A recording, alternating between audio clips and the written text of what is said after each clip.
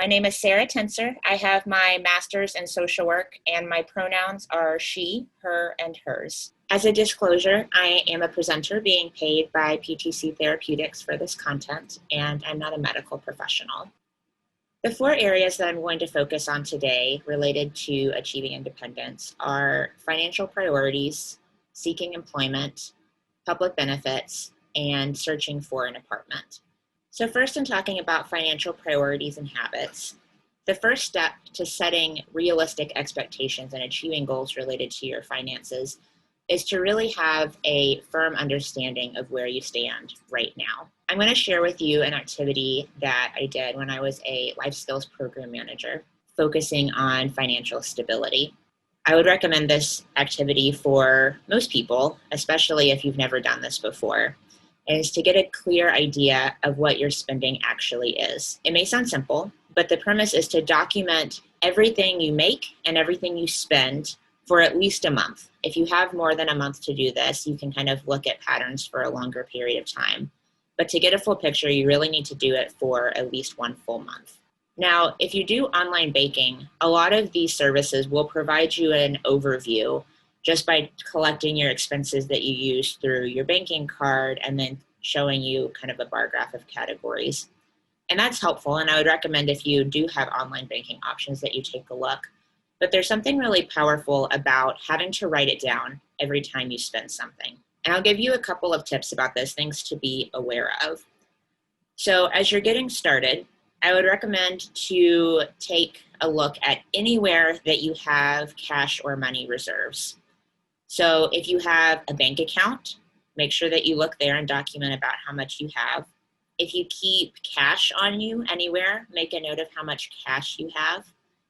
If you use any sort of cash apps, so things like Venmo that have the option of depositing directly into your account, but you can also keep a reserve on the app. If you have anything like that, make a note of that as well, so that you really have a full picture of your full financial savings. Then as you get started, one thing that I like to do at the very beginning is to look at if I have any recurring payments. If you're already living independently, you may have utility bills that draw automatically, but this also comes from any subscription services that you have. So things like Spotify or Hulu, Netflix, anything like that that you may have purchased that pulls automatically. You can choose to make a note of it on the day that it actually pulls, because that doesn't always happen at the beginning of the month. But personally, I like to do that up front because otherwise I tend to forget about it throughout the month that I'm tracking. Another thing to be careful of is if you have people in your life who sometimes you lend money to, and not passing any judgment on that, you're more than welcome to loan money whenever you feel like it. But even if someone asks, hey, do you have $5 you can spot me, and you happen to have $5 in your pocket, that's something you still need to write down. Even if it's just a quick cash transaction and it's not a lot of money, it's still something you need to write down because it can still be something that can become a pattern. Similarly, a trap that some people can fall into are in-app expenses. And what I mean by that are if you have a game downloaded on your phone and you can click a button that gives you extra turns for another 99 cents or something. It's really small. It's a click of a button. Sometimes they already have your banking information, so you don't even have to enter it in. But anytime you even do something as small as that, you really need to write it down. Because as I said, it can add up, especially if that's something that you have a habit of doing. So once you have at least one full month of tracking all of your expenses, you can start to look at your patterns. And what I mean by patterns are thinking about the categories where you spend the most money. You can look at the timing of when you spend money. Maybe you tend to spend more right after you get paid. Maybe you're good about going to the grocery store most of the month, but you tend to eat out quite a few times right after you get a paycheck. You can also pay attention to if there are other triggers that impact your spending. So things like your emotions or big life events. Maybe retail therapy is something that you're familiar with, and spending money when you're experiencing emotions is something that you're now getting to see written down in paper. And again, the point of this is not to pass judgment on any of your habits, but just to understand them and know what they are. That's when you can really start to make realistic goals and start to think more strategically about your money. This is obviously kind of a made-up word, but it's a combination of the words habits and attitudes. The website has some paid options for activities, but it also provides a good bit of content that you can look at for free. And I think it's really helpful in thinking about where your financial priorities are. So you've already kind of looked at this. If you've started to record your finances, you can look at where that's reflected in your spending. But this groups it into larger categories, not things like, clothes and utilities, but focus areas, priority areas. And I've listed them on the screen here. The categories that they've identified are status, security, giving, carefree, planning, and spontaneous.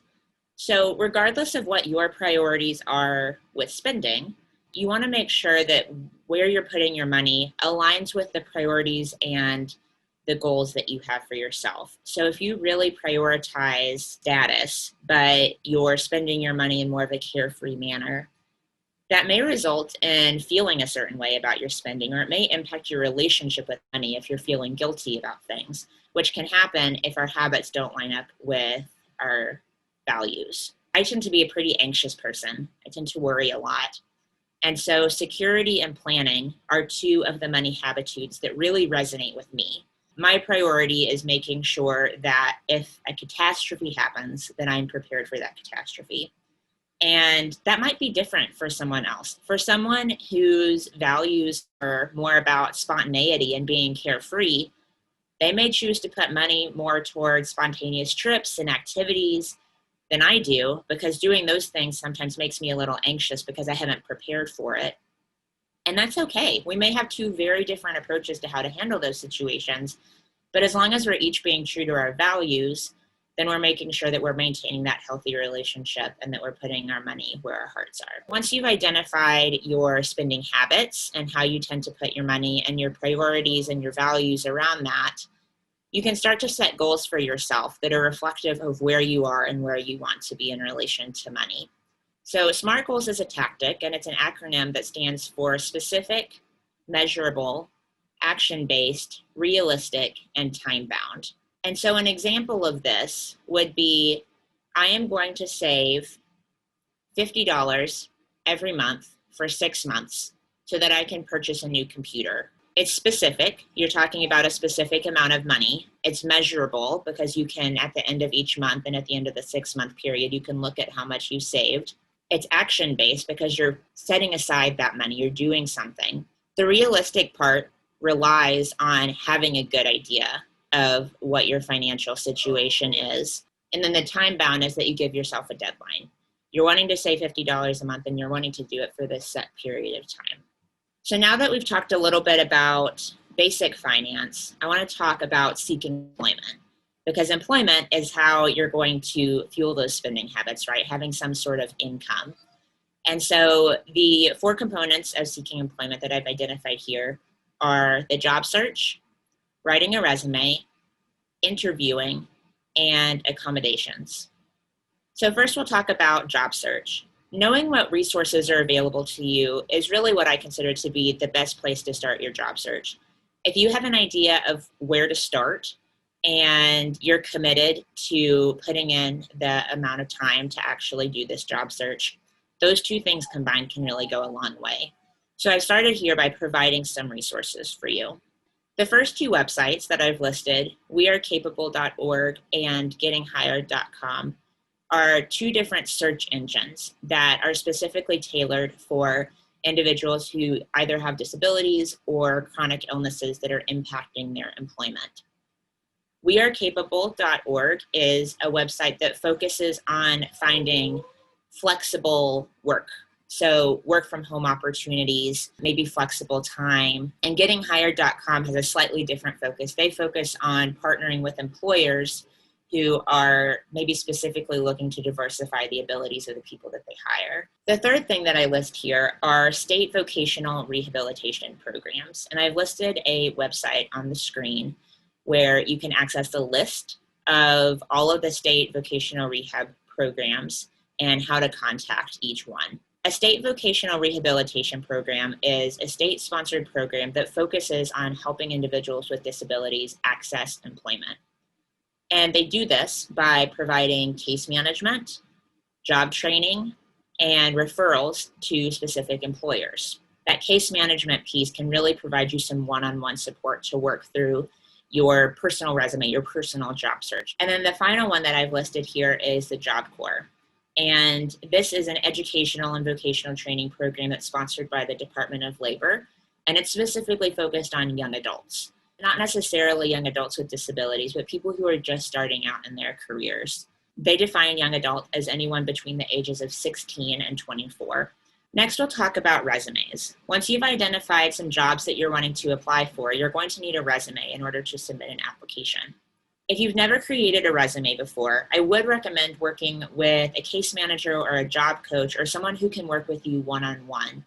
But I'll provide some overview information here that can be helpful to get started or to reflect on if you already have a resume and want to think a little bit more about it.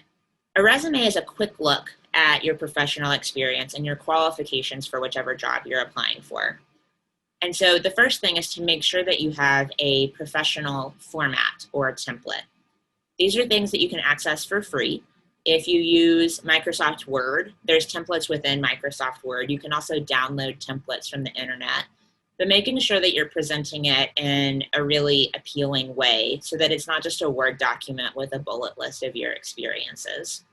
At the top, you'll want to provide an overview. So this is your name, your contact information, and then possibly either an objective statement or a section about your hard and soft skills. An objective statement is something that succinctly describes what you offer and what you're looking for. This could be one or two sentences that you have at the very top of your resume.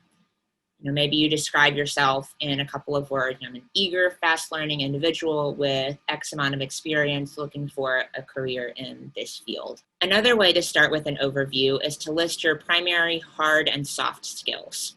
What I mean by hard and soft skills. Hard skills are things like computer programs that you're familiar with, specific training that you've had, something that's really tangible.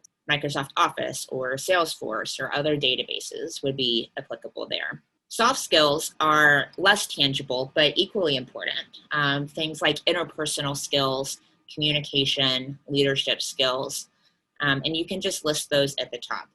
Again, pay attention to formatting because you're not just going to want to start your resume with a bullet list of things. You're going to want to arrange it in a way that it's a really easy snapshot of what you're offering. And then the bulk of your resume is going to focus on your employment and professional history. This is going to look different depending on how much, if any, job experience you have.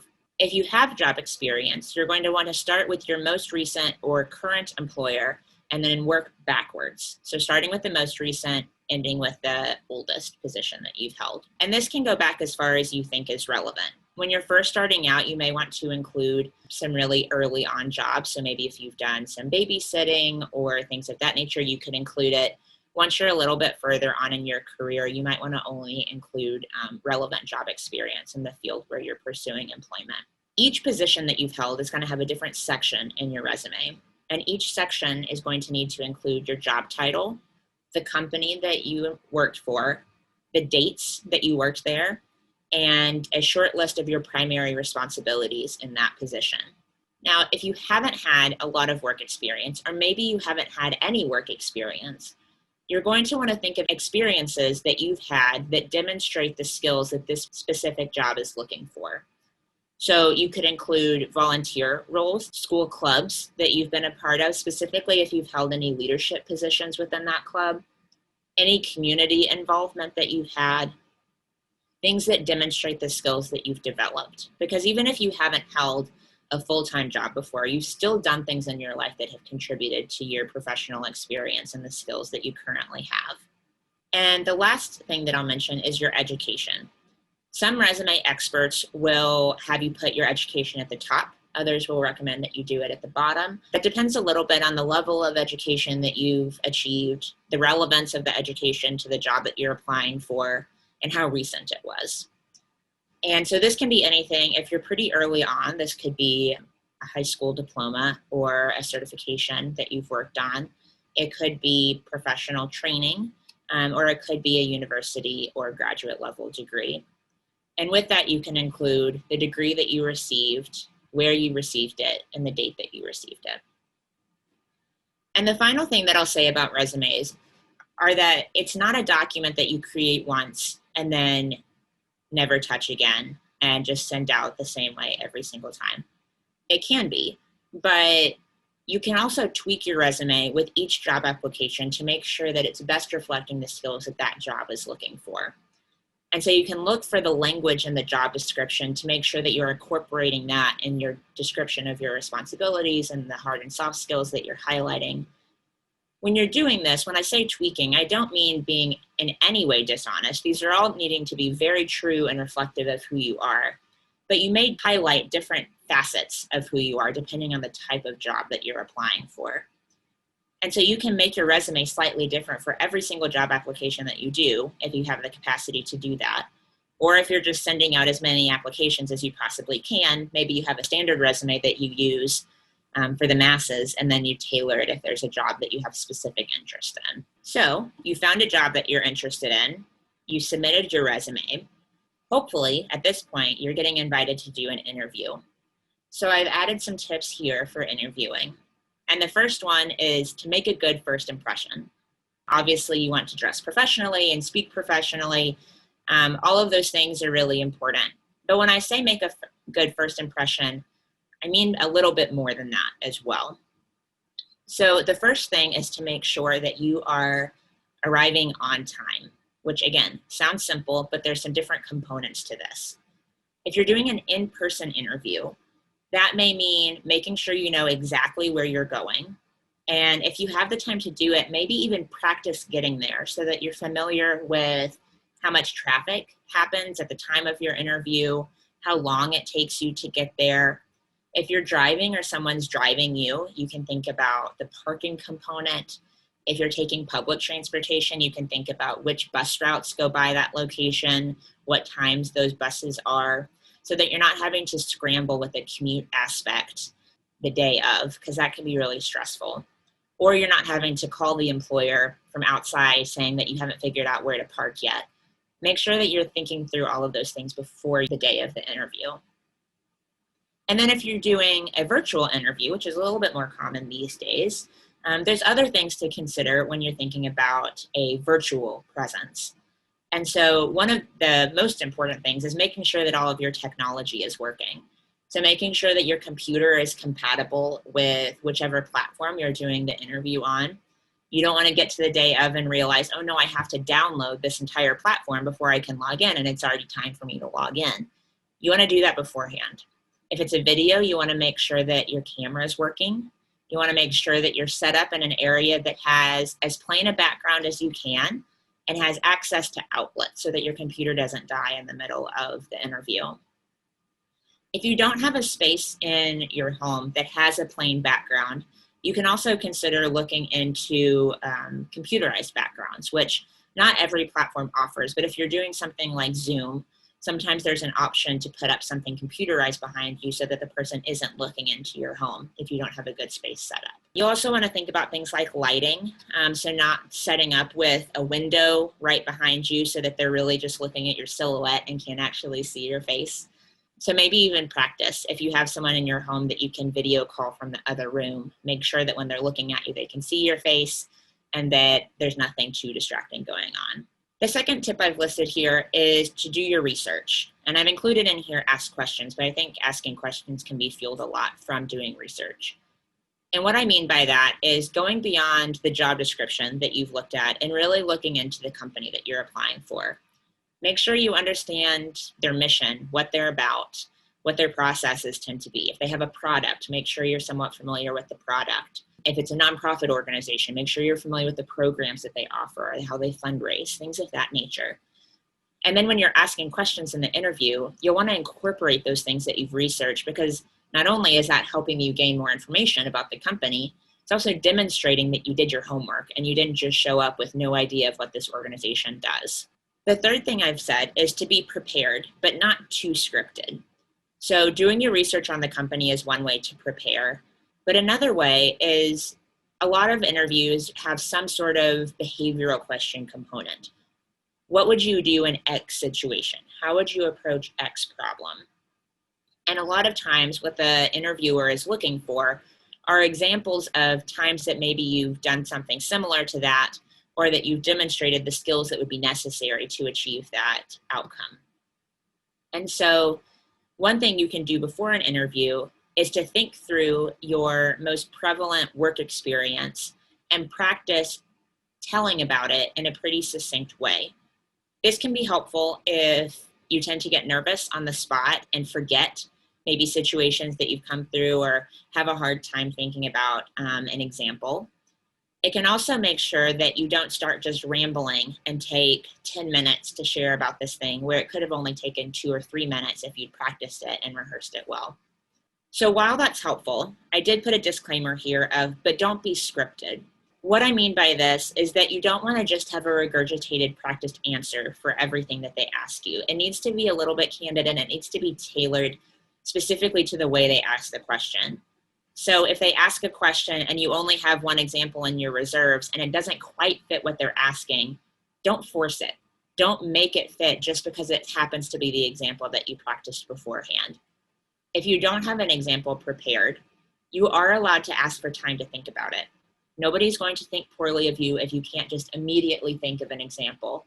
If you need time to take some notes or to be quiet for a second, that may feel awkward to ask for. I know I feel awkward in silences sometimes, but I promise it's better to ask for that silence and to really collect yourself than to start talking before you know exactly what you want to say. And so I've included in here an acronym, and STAR stands for situation, task, action, and result. And so those are the 4 components that you want to include anytime you give an example of something that you've done or accomplished.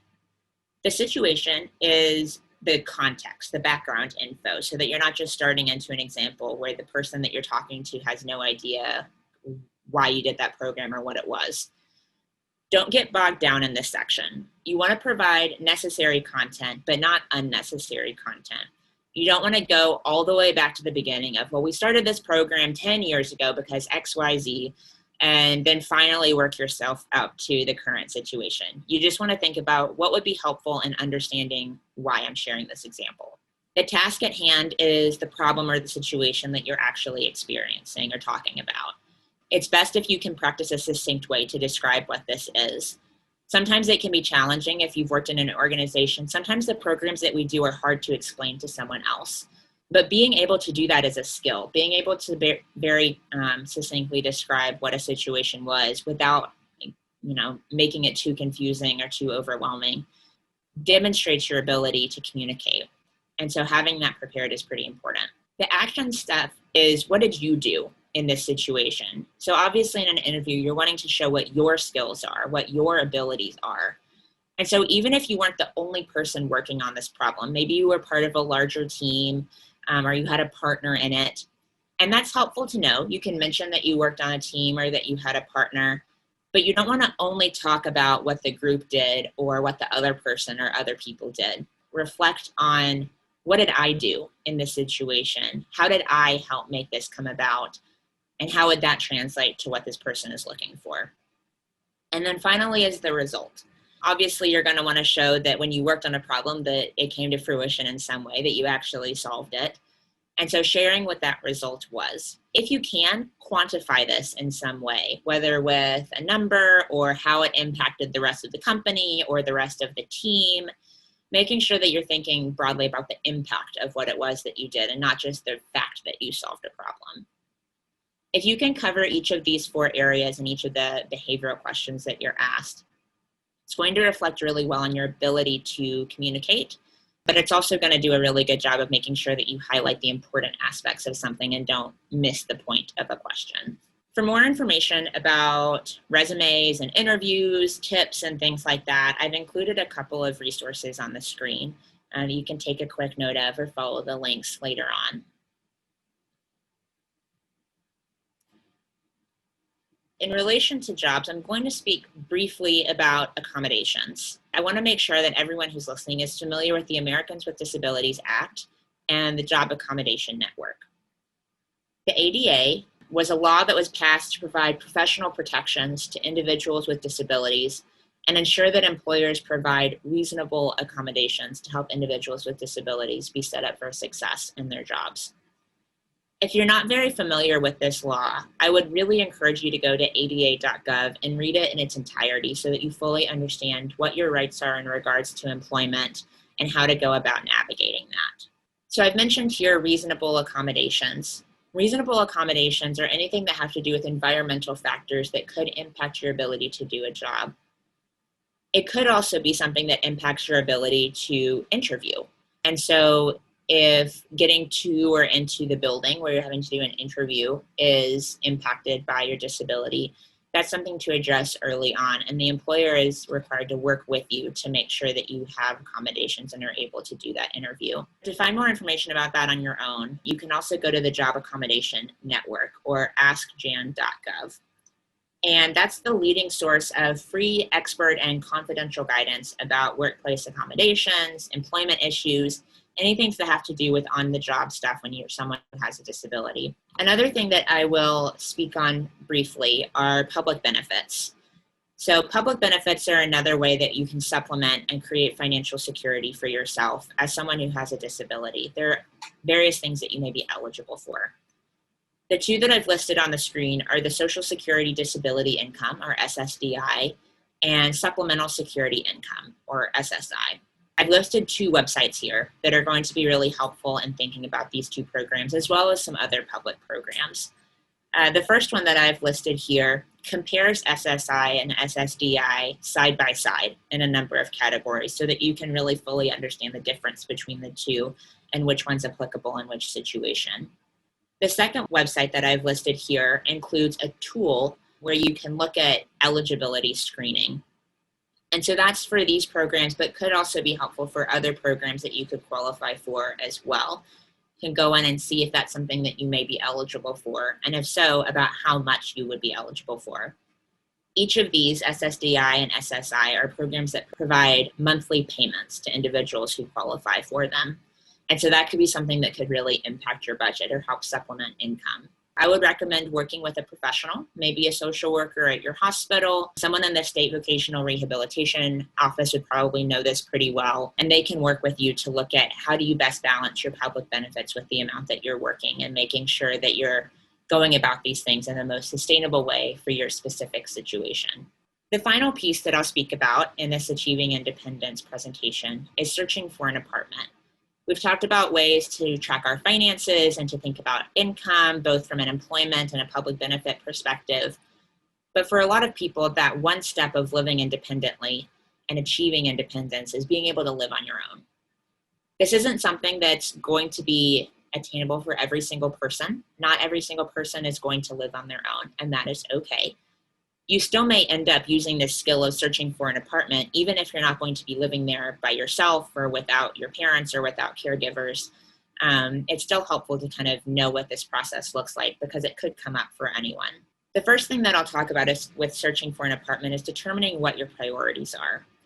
And so this means looking at what are the things that I must have in an apartment? What are my needs? And then what are the things that would be nice in an apartment? So what are my wants? Things that I don't necessarily need, but I'd really like to have. Categorize those things separately so that you can make sure when you're looking at an apartment that it meets your needs before you get too focused on the things that you want. The second thing is to create a budget. So we already talked about tracking our spending, and knowing how much you can afford to spend in an apartment is going to be something that you can use after you've tracked your expenses and kind of know what your financial situation is. I want to make sure you know that there's a couple of things to consider when creating a budget for housing. And that's that the rent is not going to be the only expense that you have related to your housing. So for instance, some rental properties include the utilities, so things like power, light, internet, things like that, water. Sometimes that's included in your rent, and sometimes it's not. Sometimes that's a separate bill that you're going to have to pay, that you're going to need to budget for separately from that base rent. A lot of utility companies, so power companies, internet companies tend to have flat rates, so you can look that up. But utility companies sometimes have ways where you can look online or call somebody and find out what the average expenditure is for that specific unit that you're looking at. Because a one-bedroom apartment is going to use a lot less light than a four-bedroom house, right? Like there's a lot less power to exude in a smaller space. And so a lot of times they can average that out for you, and so you can anticipate a little bit about what those bills are going to be. Other things to consider are, if you have a car, is there a parking fee on top of the rental fee? You have to pay separately for that potentially. If you have a pet, sometimes there's additional pet fees, and this can include an upfront pet deposit. It can also include a monthly fee, so be sure that you understand both of those things if you have a pet living with you. Storage is another thing.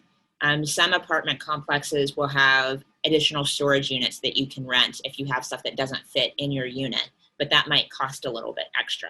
If you've never rented an apartment before, it's possible that you'll need a co-signer as well to make sure that you're co-signing or having someone sign on that has a track record of paying off rental expenses or mortgages, things like that. You'll know best for you what percentage or how much you can spend on an apartment. A rule of thumb that I've heard is that your housing expenses should not exceed 30% of your overall income. Another thing to consider when you're looking at making sure you don't go whatever you've determined is the percentage that you're able to spend on housing, is that if you're renting, a lot of times rental costs will go up every year whenever you re-sign your lease. And so if you're planning on staying in the same place for a while, you may need to add some buffer into your budget, because you don't want to get to the end of your lease, really want to re-sign, but then it goes up by more than you've budgeted for, and suddenly that becomes a little bit tighter on your budget. Some red flags or things to be careful of when looking for an apartment. The first one is scams. Unfortunately, these exist. If it sounds too good to be true or too easy to be true, it's probably correct. It probably is, and you probably need to look elsewhere. If it's a really low cost for a really big house, it's possible that that's not the actual owner that's trying to sell it. If the landlord is really trying to push you into putting down money before you visited the place or before you've actually applied, that could be another scam if it feels like they're just trying to force you into depositing money before you've really gone through much of a process. Another thing is, can you see the specific unit before you move in?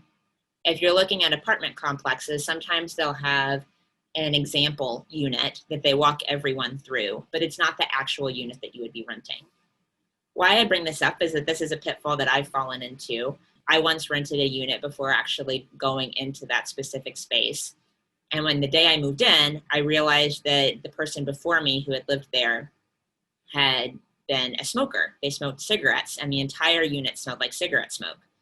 And I have asthma, and I have a pretty big aversion to cigarette smoke. But I'd already signed the lease, and I had already started to move my stuff in. And so going through that process of finding a different unit was pretty cumbersome once I had done that. Some rental properties will have a lot of upfront costs, and you want to be prepared for that if it's something that you're committed to. So for instance, one thing that I've run into is that in renting a house, I got to the end and realized that the landlord was wanting for me to pay my first month's rent, my last month's rent, and my security deposit before I could move in. And the security deposit was equivalent to a full month's rent. And so while the monthly cost was something that I had accounted for, paying for 3 months up front was something that I ended up being able to do, but was pretty challenging and pushing on the finances at that time. And finally, when thinking about applying for an apartment, I wanted to share some things that it can be helpful to take with you. If you've never rented an apartment before, a lot of times there's different documents that they're going to need in order to process your application. If you live somewhere that has a competitive housing market and units tend to go pretty quickly, it may be helpful to bring all of this with you, regardless of if you know if you're going to need it, just in case, so that you don't end up losing out on a space just because you forgot something at home. So the things that I've listed here are proof of income. So this can be a pay stub or an offer letter from a job, a bank statement or something that shows how much disposable income you have, your social security number, because some units will require that they run a background check before you move in, some sort of photo ID, car information if you have it. So if you have a car, make sure you know the make and model and the license plate number, registration information, things like that. Some apartment complexes need references. This won't always be the case, but having the contact information of previous places you've lived could be helpful. And then a check for payment. And this may be old-fashioned. Not all units may require a check anymore. But I know that's something I've run into before, especially if renting from individuals or families instead of renting from a company, is that sometimes they want the deposit in the form of a check and not a debit card or a credit card. For more information about renting an apartment or starting to look into rental spaces, I provided a website here for help. If you have any follow-up questions, you're welcome to email me. I've listed my email address on the screen. And for additional educational presentations, be sure to visit duchenneu.com.